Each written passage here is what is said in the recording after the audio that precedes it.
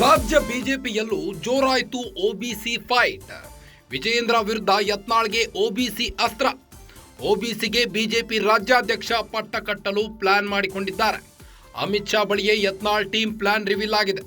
OBC ಸಮುದಾಯದ Siddaramaiah CM ಆಗಿದ್ದಾರೆ. ಸಿದ್ದರಾಮಯ್ಯರಿಂದ ಕಾಂಗ್ರೆಸ್ಗೆ ಒಬಿಸಿ ಬಲ ಸಿಕ್ಕಿದೆ.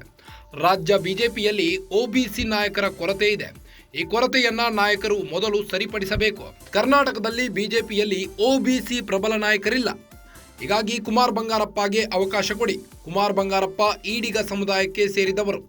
ಅವರನ್ನ ಅಧ್ಯಕ್ಷರನ್ನಾಗಿ ಮಾಡಿದ್ರೆ ಪಕ್ಷಕ್ಕೆ ಲಾಭ ಆಗಲಿದೆ. ಅಮಿತ್ ಶಾ ಮುಂದೆ ಪ್ರಸ್ತಾವವಿಟ್ಟ ರೆಬೆಲ್ ನಾಯಕರು. ರೆಬೆಲ್ ನಾಯಕರು ಈಗಾಗಲೇ ಅಮಿತ್ ಶಾ ಭೇಟಿ ಮಾಡಿದ್ದು.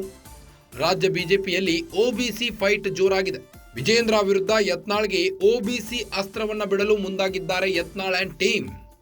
ಒಬಿಸಿಗೆ ಬಿಜೆಪಿ ರಾಜ್ಯಾಧ್ಯಕ್ಷ ಪಟ್ಟ ಕಟ್ಟಲು ಪ್ಲಾನ್ ಮಾಡಿಕೊಂಡಿದ್ದಾರೆ.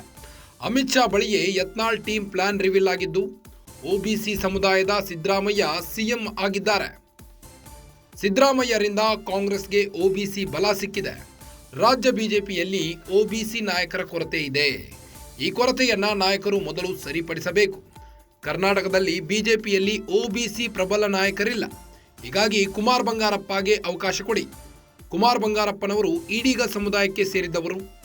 ಅವರನ್ನ ಅಧ್ಯಕ್ಷರನ್ನಾಗಿ ಮಾಡಿದರೆ ಪಕ್ಷಕ್ಕೆ ಲಾಭ ಆಗಲಿದೆ. ಅಮಿತ್ ಶಾ ಮುಂದೆ ಪ್ರಸ್ತಾವವಿಟ್ಟ ರೆಬೆಲ್ ನಾಯಕರು. ಸಿದ್ದರಾಮಯ್ಯರಿಂದ ಕಾಂಗ್ರೆಸ್ಗೆ ಒಬಿಸಿ ಬಲ ಸಿಕ್ಕಿದೆ. ರಾಜ್ಯ ಬಿಜೆಪಿಯಲ್ಲಿ ಒಬಿಸಿ ನಾಯಕರ ಕೊರತೆ ಇದೆ. ಈ ಒಂದು ಹಿನ್ನೆಲೆಯಲ್ಲಿ ಕುಮಾರ್ ಬಂಗಾರಪ್ಪಗೆ ಅವಕಾಶ ಕೊಡಿ. ಕುಮಾರ್ ಬಂಗಾರಪ್ಪ ಈಡಿಗ ಸಮುದಾಯಕ್ಕೆ ಸೇರಿದವರು. ಇವರು ಕೂಡ ಒಬಿಸಿಗೆ ಸೇರಿದವರು. ಅವರನ್ನ ಅಧ್ಯಕ್ಷರನ್ನಾಗಿ ಮಾಡಿದ್ರೆ ಪಕ್ಷಕ್ಕೆ ಲಾಭ ಆಗುತ್ತೆ ಎಂದು ಯತ್ನಾಳ್ ಅಂಡ್ ಟೀಮ್ ರಿವೀಲ್ ಮಾಡಿದೆ. ಅಮಿತ್ ಶಾ ಮುಂದೆ ಪ್ರಸ್ತಾವವಿಟ್ಟ ರೆಬೆಲ್ ನಾಯಕರು.